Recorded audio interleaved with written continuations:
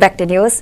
Hyderabad Indira park దగ్గర BJP మహిళా మోర్చా ధర్నా నిర్వహిస్తోంది. ఈ కార్యక్రమంలో కేంద్ర మంత్రి కిషన్ రెడ్డి మాట్లాడుతున్నారు. ఇప్పుడు లైవ్ చూద్దాం.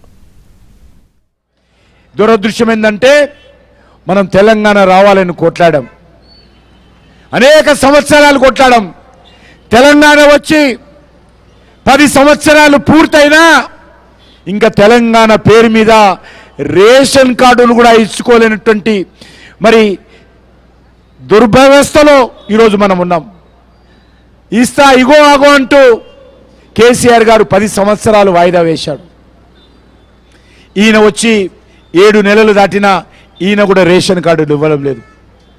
ఖర్చు మాది, భారం మాది, కార్డులు ఇవ్వడానికి మీకు ఎందుకు బాధ అని అడుగుతా ఉన్నాను. అంతేకాకుండా ఈరోజు అంగన్వాడీ టీచర్స్ ఉన్నారు. అంగన్వాడీ టీచర్స్ ఆందోళన చేస్తూ ఉన్నారు. మహిళల మీద అత్యాచారాలు పెరుగుతూ ఉన్నాయి. రైతుల రుణమాఫీ చేస్తామని చేయని కారణంగా రైతులు ఆత్మహత్యలు చేసుకుంటున్నారు. నిరుద్యోగ యువకులు మరి జాబ్ క్యాలెండర్ ప్రకటించిన ఆ యొక్క జాబ్ క్యాలెండరు ఎన్నికలకు ముందు ప్రకటించారు తప్ప పేపర్లలో ఇచ్చాడు ఆయన. పలానా రోజు మేము టీచర్ ఉద్యోగాలు భర్తీ చేస్తాం, పలానా రోజు గ్రూప్ 1 ఉద్యోగాలు భర్తీ చేస్తాం, పలానా రోజు క్లాస్ 4 ఎంప్లాయీస్ ఉద్యోగాలు భర్తీ చేస్తాం, పలానా రోజు లెక్చరర్స్ ఉద్యోగాలు భర్తీ చేస్తాం ఎలక్షన్స్ ముందు చెప్పాడు. సోనియా గాంధీ ఉత్తరం రాసింది, మీ అందరికీ మీకు తెలుసో లేదో. ఆమె సంతకంతో సోనియా గాంధీ ఉత్తరం రాసింది. ఇది తెలంగాణ సోనియమ్మ తల్లి ఇస్తున్నటువంటి మాట. ఈ 6 గ్యారంటీలు మీరు కాంగ్రెస్ పార్టీ కోటేస్తే ఈ 6 గ్యారంటీలు కూడా 100 రోజులు అమలు చేస్తానని సోనియా గాంధీ ఇంటింటికి ఉత్తరం రాసింది. కానీ సోనియా గాంధీ ఎక్కడ పోయిందో తెలియదు, ఆ ఉత్తరం ఎక్కడ పోయిందో తెలియదు. ఇచ్చినటువంటి 6 గ్యారంటీలు మాత్రం ఆగమైపోయినాయి. 6 గ్యారంటీలు మాత్రం ఆగమైపోయినాయి. అందుకే మోడీ గారు చెప్తా ఉన్నారు, కాంగ్రెస్ పార్టీ ఇచ్చినటువంటి గ్యారంటీలు అమలు చేసేటువంటి పరిస్థితుల్లో లేదు.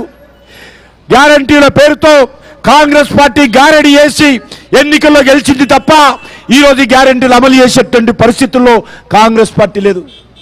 అందుకే ఈరోజు మోడీ గారు ఈరోజు మహిళలకు సంబంధించినటువంటి 33% రిజర్వేషన్ కానీ, ఆర్టికల్ 370 కానీ, పేద ప్రజలకు సంబంధించినటువంటి ఉచిత బియ్యం కానీ, కరోనా వచ్చినప్పుడు అందరికీ ఫ్రీగా వ్యాక్సినేషన్ కానీ, ఈరోజు పొదుపు సంఘాలకు మీకు అందరికీ తెలుసు ఈ దేశంలో పెద్ద ఎత్తున పొదుపు సంఘాలను ప్రోత్సహిస్తున్నటువంటి వ్యక్తి నరేంద్ర మోడీ గారు.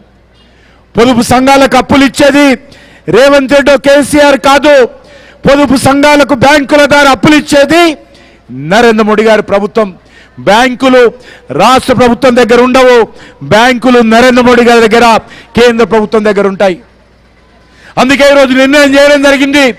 పొదుపు సంఘాలకు గతంలో నరేంద్ర మోడీ గారు ప్రధానమంత్రి కాకముందు 2 లక్షలు 3 లక్షలు వచ్చేది. నేను కూడా ఎమ్మెల్యే ఉన్నాను, నాకు కూడా తెలుసు. కానీ ఈరోజు నరేంద్ర మోడీ గారు నిర్ణయించారు, మంచిగా డిఫాల్ట్ లేకున్నటువంటి పొదుపు సంఘాలకు 20 లక్షల వరకు కూడా లోనులు ఇస్తున్నామనే విషయాన్ని ఈ సందర్భంగా